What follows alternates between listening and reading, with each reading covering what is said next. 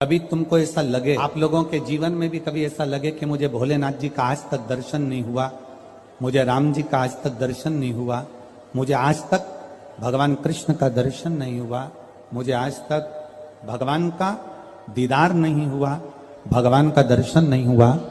तुम्हारे मन में अगर कभी ऐसा लगे तो एक बार 7 दिन का पूरा नियम ले।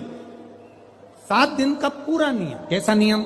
सुबह से उठूंगा, सुबह से उठूंगी, मुख धोया ना धोया, कुछ खाया ना खाया, पलंग पर बस उठ के बैठी। जिसको अगर शंकर भगवान का, राम जी का, कृष्ण भगवान का, लोग कहते हैं क्या भगवान का दर्शन हो सकता है? 7 दिन का नियम धारण करो। सुबह उठो, पलंग पर उठते से ही सबसे पहले भगवान राम, कृष्ण या शिव जिसका तुमको दीदार करना है उसका 5 बार 7 बार नाम का उच्चारण करिए, उसको पुकारो। आप नहाए ना नहाए। एक पत्र कल आया था, दतिया की कोई माताजी ने लिखा था, पत्र बड़ा अच्छा था। उस पत्र से केवल दतिया वालों का नहीं, संपूर्ण जितने श्रोता कथा सुन रहे हैं सबके लिए उस पत्र में बात है। केवल एक दतिया वालों के लिए नहीं, संपूर्ण। उस पत्र में किसी ने, माताजी ने लिखा था, गुरुजी हमें ये पूछना है कि हम स्त्री हैं, हम नारी हैं, और स्त्री महीने में रजो धर्म से हो जाती है, रजस्वला हो जाती है। कल का पत्र है वो, स्त्री रजो धर्म से हो जाती है, रजस्वला हो जाती है, रजो धर्म में आ जाती है महीने में।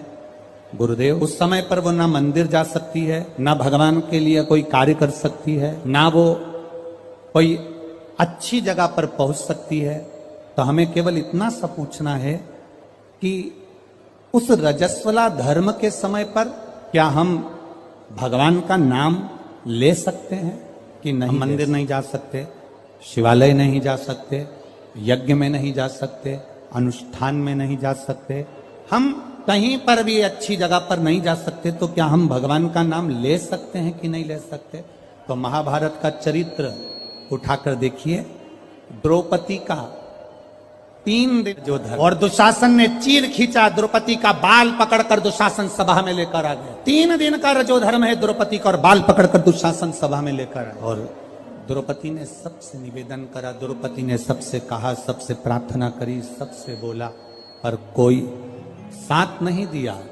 तब गुरु बाबा के कहने पर द्रौपदी ने भगवान कृष्ण को पुकारना प्रारंभ करा, भगवान को आवाज लगाना प्रारंभ। अब ये प्रश्न का उत्तर है तुम्हारा। पलंग पर भी पड़े हो ना, तो भगवान का नाम लेने में कभी संकोच मत करना। बीमारी में भी पड़े हो ना, भगवान का नाम लेने में कभी संकोच मत करना। बीमारी में, मल और मूत्र में भी पड़े हो तो भगवान का नाम लेने में कभी संकोच मत करना। और अगर आप रजो धर्म में भी हो, पूजन नहीं कर सकते, कहीं जा नहीं सकते, पर नाम लेने में कभी संकोच मत करना, क्योंकि जीवन का क्या भरोसा, जीवन का क्या भरोसा। मंत्र जाप, नाम जाप, स्मरण, भगवान को पुकारना, भगवान का नाम लेना, ये बंद नहीं। अरे खाना ना छोड़ा, पीना ना छोड़ा, हरि भजन क्यों छोड़ लिया, जाना ना छोड़ा, आना ना छोड़ा, फिर सत्संग जाना क्यों छोड़ लिया। भगवान का नाम लेने में, भगवान का स्मरण करने में, भगवान का कीर्तन करने में, हाँ आप श्रेष्ठ जगह पर मत जाइए, किसी वस्तु को मत छुओ। यहां तक शास्त्र कहता है कि अगर किसी ब्राह्मण, संत, गुरु और भगवान के लिए भोजन भी बन रहा है और आप रजो धर्म से हो, तो भोजन पर दृष्टि भी मत दो। यहां तक शास्त्र कर, अगर भोजन बन रहा है तो भोजन पर हमारी दृष्टि भी ना जाए। भगवान का नाम ले सकते हो, आप उससे पुकार सकते। मृत्यु की घड़ी में भगवान ये देखेगा क्या उस समय पर कि ये रजस्वला धर्म में है, तो अभी इसको हम मार नहीं सकते, अभी हम इसको ले जा नहीं सकते। मृत्यु की घड़ी में ये नहीं देखा जाएगा। मृत्यु की घड़ी में तो केवल तुम्हारा जो करा हुआ पुण्य है, मृत्यु की घड़ी में तुम्हारा करा गया सत्कर्म है, मृत्यु की घड़ी में तुम्हारा करा गया अच्छा कर्म है, केवल वो तुम्हारे सम्मुख में रहेगा। पुकारो, भगवान के नाम को पुकार सकते हो, बुला सकते हो परमात्मा को, पुकार सकते हो परमात्मा को, बोल सकते हो भगवान को। शिव कथुयशा ने अपने पिता के कहने पर पार्थिव शिवलिंग का निर्माण किया। बहुत सावधानी से सुनना, रजस्वला धर्म के अंतर्गत नारी भोजन भी बन रहा है तो उस पर दृष्टि ना दे। रजस्वला धर्म के अंतर्गत नारी पूजन वाली जगह पर ना जाए। रजस्वला धर्म के समय पर नारी अच्छे कर्म की ओर ना जाए। पर रजस्वला धर्म भी अगर तुम्हारा है, कोई बीमारी भी तुमको है, कोई रोग में भी तुम पड़े हुए हो, पर भगवान का नाम लेने में कोई दोष नहीं है। भगवान का नाम तुम कभी भी ले सकते हो जब तुम्हारी मर्जी। 7 दिन का नियम धारण करो। सुबह उठो, भगवान का नाम लो, स्नान करा, पूजन करो, बाबा के मंदिर में जाके 1 लोटा जल समर्पित करो, घर आओ, भोजन करो।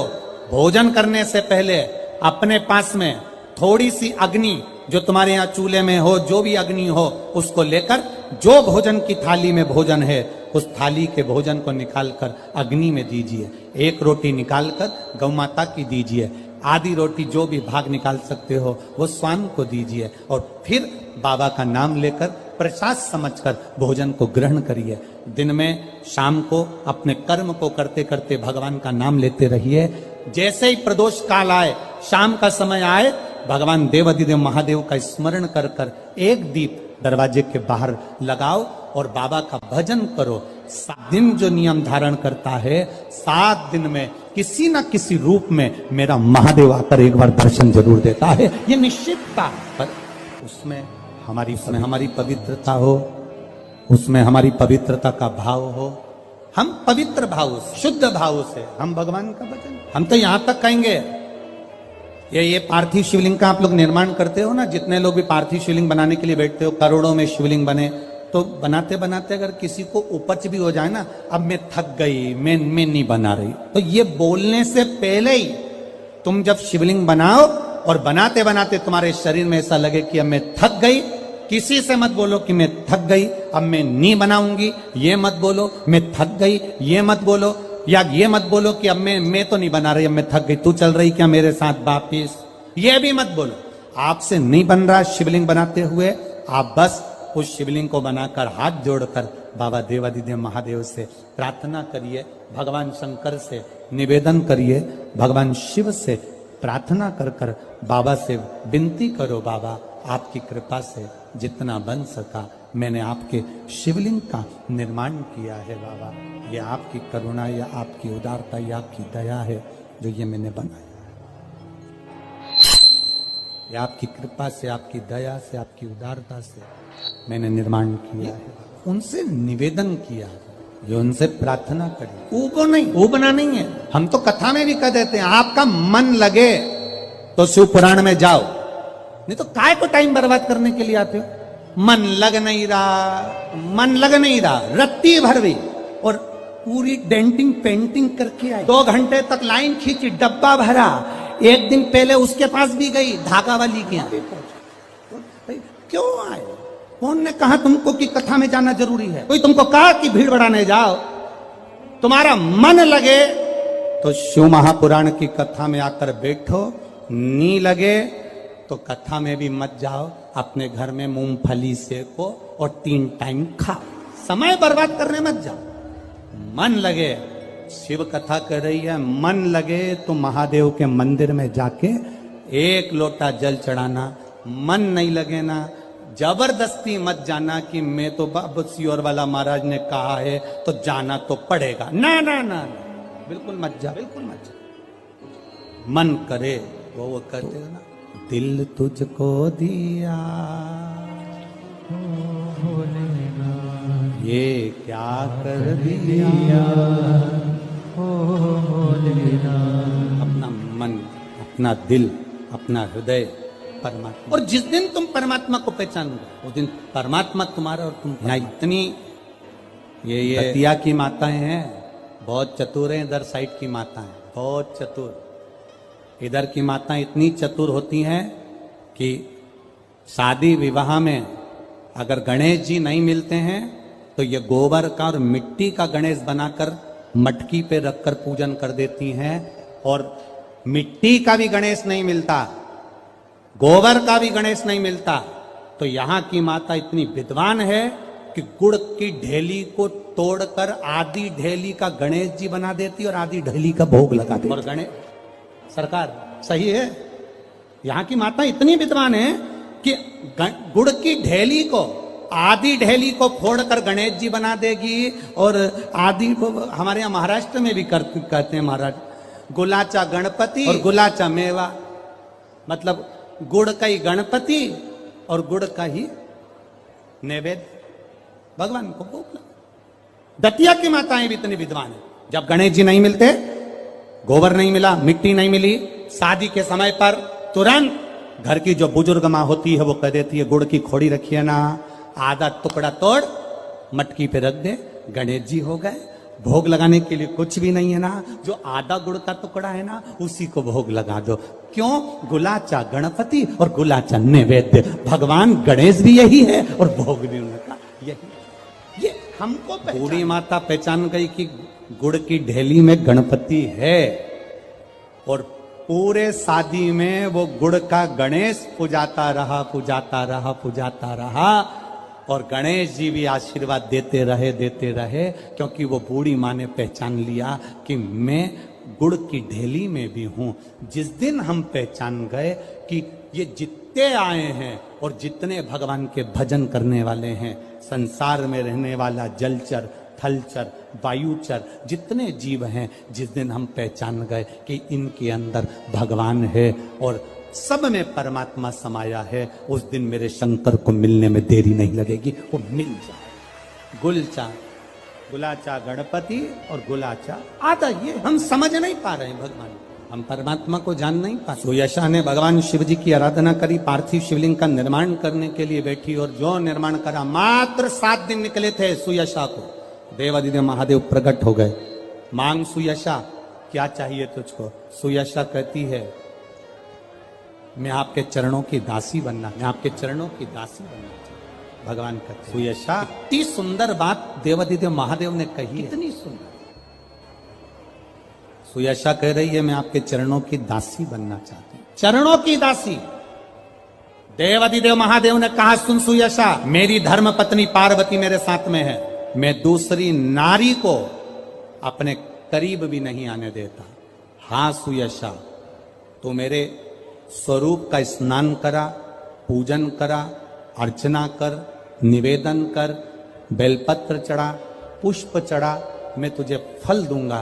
पर सुयशा, तू कहे कि मैं पार्वती जी का स्थान ले लूं, तू कहे कि मैं संगनी बन जाऊं, ये नहीं। सुयशा, ऐ सुयशा, संत, साधु, सन्यासी, तपस्वी, साधक, उपासक, भगवान शंकर कहते हैं संत, साधु, सन्यासी, तपस्वी, साधक, उपासक, अगर इनके सामने एक लकड़ी की स्त्री भी आ जाए ना, तो संत साधु को उसका स्पर्श तक नहीं करना चाहिए, वो श्रेष्ठ संत माना जाए। साधु वो तपस्वी, एक लकड़ी की भी स्त्री अगर कोई बनाकर सामने रख दे, उसका स्पर्श आप लोगों को थोड़ा सा बुरा जरूर लगता है, पर महाराज जी हम जब सीहोर से चलते हैं तो एक फॉर्म भरवाते हैं, वहां से चलने पर एक फॉर्म भरवाते हैं। आइए भक्तों, आज सुनते हैं तुलसी माता की चालीसा।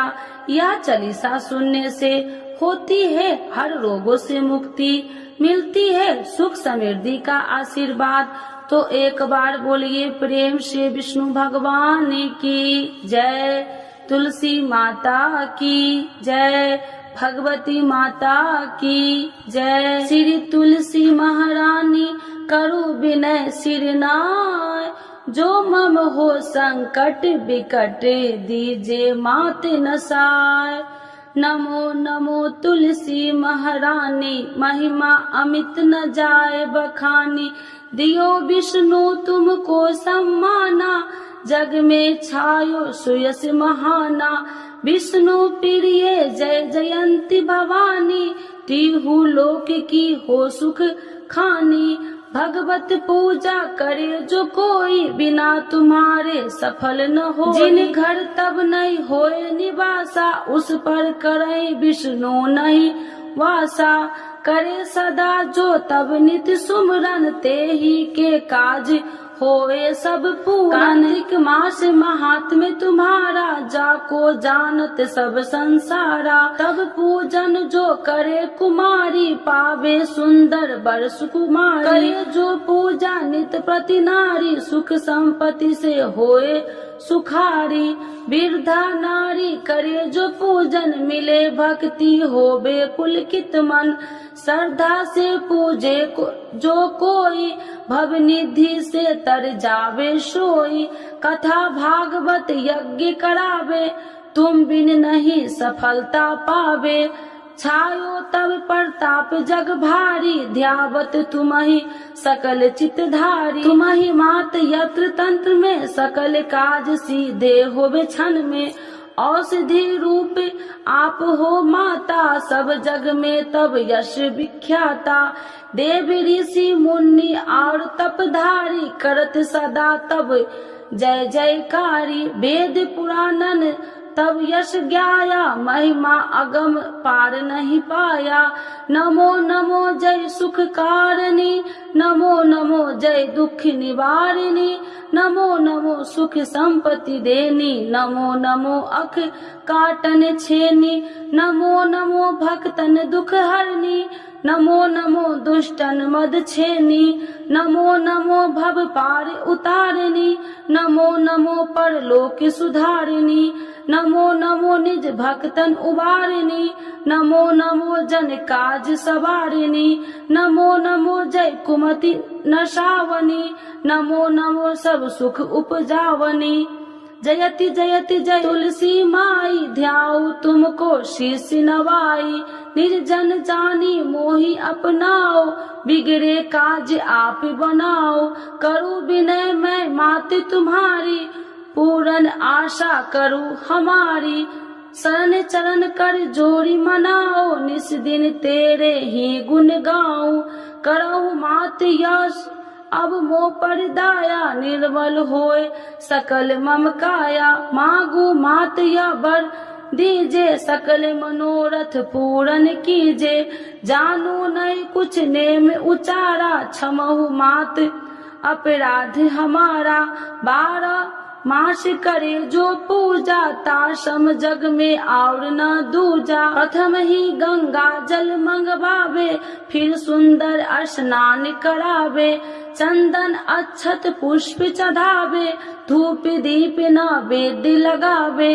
करे आचमन गंगा जल से, ध्यान करे हृदय निर्मल से। पाठ करे फिर चालीसा की, स्तुति करे मात तुलसी की। यह विधि पूजा करे हमेशा, ताके तन नहीं रहे कलेशा। करे मास कार्तिक का साधन, शोभे नित्य पवित्र सिद्ध होई जाई। है यह कथा महा सुखदाई, पढ़े सुने सो भव तर जाई। यह श्री तुलसी चालीसा, पाठ करे जो कोई।